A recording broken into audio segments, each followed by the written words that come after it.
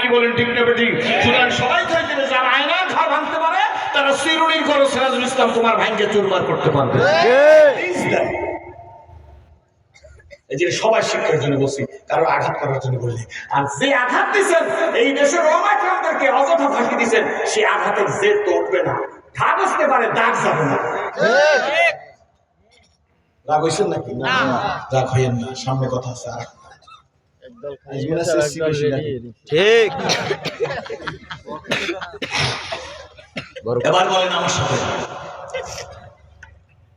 আল্লাহর দিন, আল্লাহর দিন, আল্লাহর জমিনে, আল্লাহর জমিনে, দিন মানে বলেন আল্লাহর দিন, আল্লাহর দিন, আল্লাহর জমিনে, আল্লাহর জমিনে প্রতিষ্ঠা প্রতিষ্ঠা বাধা দেয় যে শক্তি, ওই শক্তি বাতের শক্তি।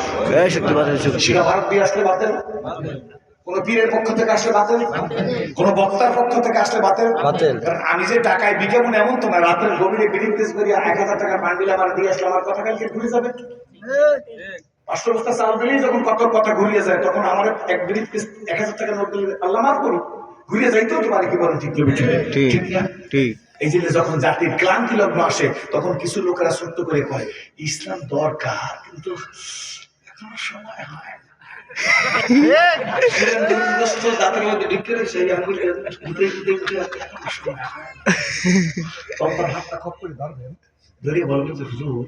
আপনার কাছে জানতে চাই এই আন্দোলনটাকে কবে শুরু করলে ভালো একটা ডেট দেন।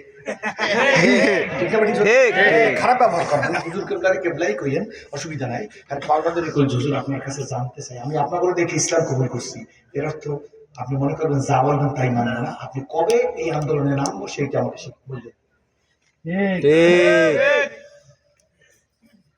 বন্ধু